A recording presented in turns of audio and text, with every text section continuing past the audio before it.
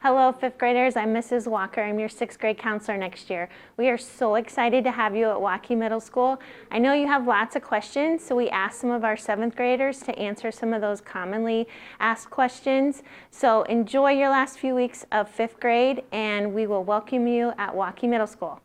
Hey, are you a fifth grader coming to sixth grade next year? Well, you're in luck. We're going to teach you everything you need to know about middle school. Now, it's the first day of school. What do?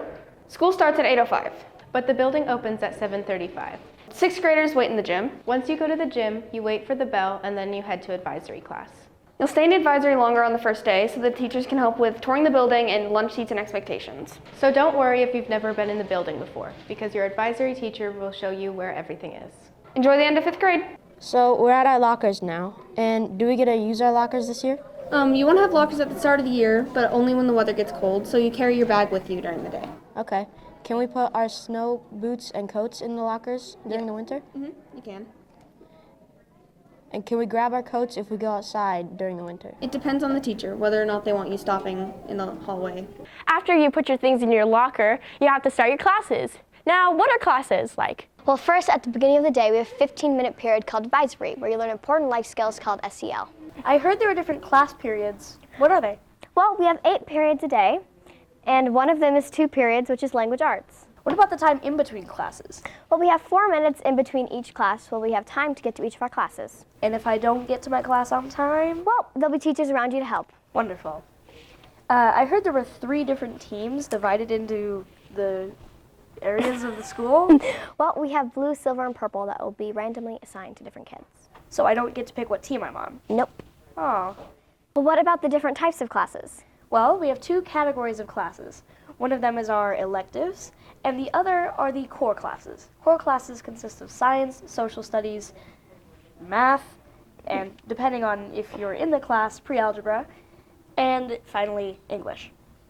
There are also your elective classes, which are your world languages, your music arts, irregular art, and much more. Nice.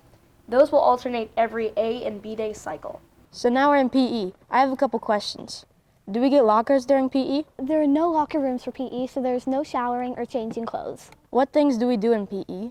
We do different activities. Usually we start out with a warm-up and then a workout, and then we do activity. What should we wear for PE?